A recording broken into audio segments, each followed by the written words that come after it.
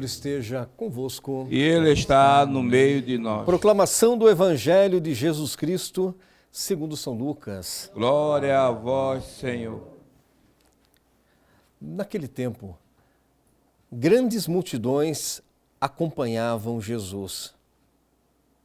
Voltando-se a eles, disse: Se alguém vem a mim, mas não se desapega de seu pai e de sua mãe, de sua mulher e seus filhos, seus irmãos e suas irmãs, até da própria vida, não pode ser meu discípulo.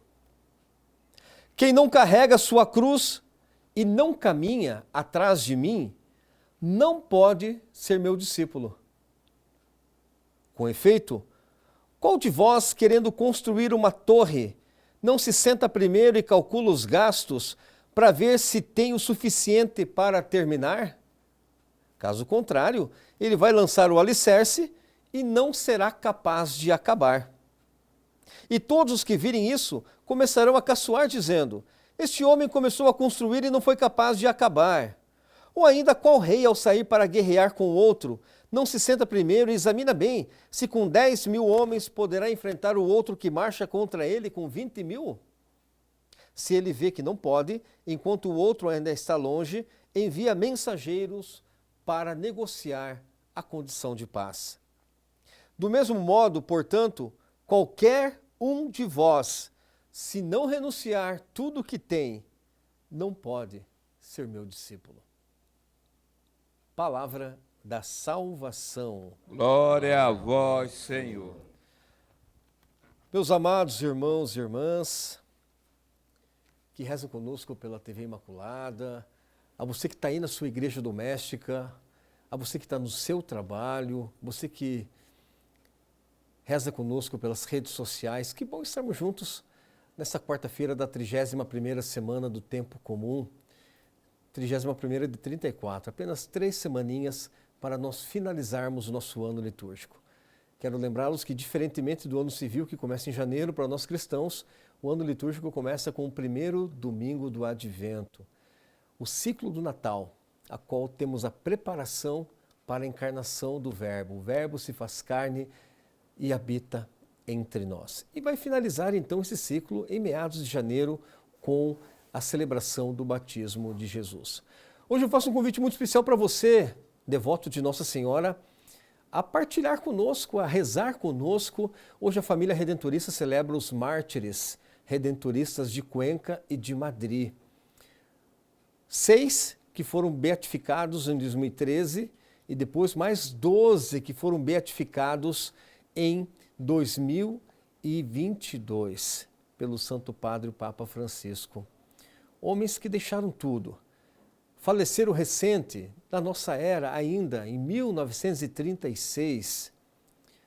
Só para vocês terem uma ideia, os redentoristas chegaram em 1930 aqui em terras sul-matogrossenses, ou então matogrossenses, em Aquidauana, e 6 anos depois tiveram a notícia que 12 irmãos de Madrid e 6 de Cuenca foram martirizados pela Guerra Civil Espanhola. Homens que deram a sua vida pela copiosa redenção. Homens que anunciaram o Evangelho vivendo de forma clandestina por causa da perseguição, mas assumiram um compromisso no seguimento do Jesus em anunciar até as últimas consequências o amor de Deus. Esse amor que é copioso, esse amor que é confortante ao coração daquele que escuta, mas em especial daquele que tem a atitude de partilhar. E talvez compromissos, atitudes, sejam a sintonia que nós precisamos ouvir do Evangelho de hoje, que ressoa em nosso coração a partir do Evangelho de hoje. É importante lembrá-los que não é fácil seguir Jesus. Aliás, o seguimento de Jesus nos traz 2 atitudes, 2 palavrinhas importantes, ambas fazem parte do nosso vocabulário usual e que nós precisamos a cada momento, a cada instante, vivenciar de forma plena. A primeira delas é o compromisso. quer seguir Jesus, comprometa-se. E não é fácil comprometer-se, porque muitas vezes nós colocamos algumas dificuldades. Antes de aceitar, antes de servir, nós vamos muitas vezes colocar diversas dificuldades para aquelas situações. E isso empobrece a nossa atitude missionária. Isso empobrece a nossa atitude de batizados. Acolhidos, somos enviados. E a maneira como exercitamos isso no nosso compromisso vai fazer toda a total diferença. Então, quem sabe, comprometendo-se, eu paro um pouquinho para olhar o que me impede de fazer com que a minha atitude ela seja plena na vida do outro. Para ser plena, é necessário a gente, muitas vezes, fazer uma reforma no nosso coração. Tirar tudo aquilo que me causa situações desconfortantes e dissabores da vida. Muitas vezes nós trazemos, e vamos sufocando a nossa vida com os nossos velhos hábitos, velhas manias. Muitas delas não se comprometem e não fazem parte do nosso compromisso com o Evangelho da vida.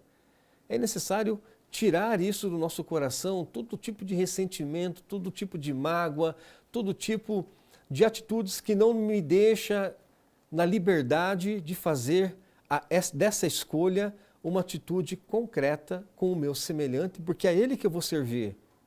Em Jesus é aquela pessoa que eu não conheço que eu vou servir.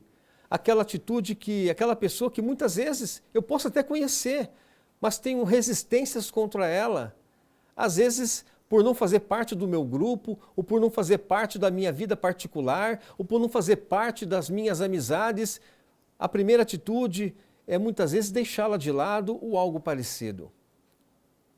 Servir e não ser visto. Essa é a primeira atitude do seguimento de Jesus.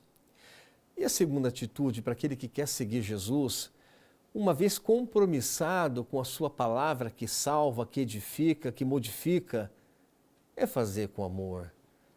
E a primeira leitura nos lembra muito bem isso. Tire do seu coração todo tipo de murmúria. Não cabe. Aquele que quer servir fica reclamando do outro ou daquilo que nem aconteceu na sua vida ainda. Todo serviço comunitário, seja ele qual for, nós acolhemos com o coração aberto, colocando dons, colocando talentos para que a nossa atitude ela tenha e possa ecoar naquela experiência que nós vamos realizar. Muitas vezes nós assumimos um compromisso já resmungando de tudo e de todos. Nada está bom, então faça você diferente. Seja você a grande mudança que o outro precisa enxergar. Seja você a grande mudança que o outro precisa experienciar na sua comunidade, no seu trabalho, na sua família, com as pessoas que fazem parte da sua vida. O Senhor nos chama de uma maneira muito bela a cada um de nós a colocarmos os nossos dons e talentos verdadeiramente ao serviço do nosso semelhante. Façamos isso com compromisso e amor. Quem sabe nós façamos com que o mundo seja melhor. Começando na nossa comunidade, começando aí na sua casa, na sua família, a nossa maior missão, não é verdade? Outro dia eu escutei uma pessoa falar assim, padre, meu marido é muito bom para quem é de fora. Dentro de casa é uma pessoa que não dá atenção, é uma pessoa que acha que sabe tudo da vida, pessoa que já deu cabeçada na vida, mas nunca assumiu as suas dificuldades, sempre culpou outros. Assim muitas vezes nós fazemos com a nossa experiência junto ao servir com o nosso semelhante. Por isso que o compromisso ele deve ser enraizado em sentimentos nobres. Caso contrário, nós vamos simplesmente pregar a nós mesmos e muitas vezes deixar o Evangelho em segundo plano.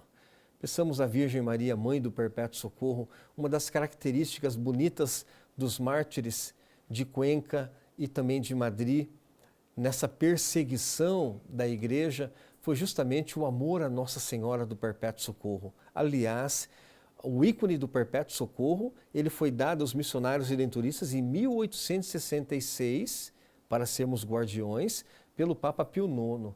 Em 1867, ele já estava na igreja em Cuenca. E ali tornou-se um grande celeiro, não somente de vocações, mas um grande celeiro de atitudes concretas na vida comunitária. A foto dos mártires da beatificação, lá está Maria, ao colo deles, levando, apontando o perpétuo socorro para quem precisa.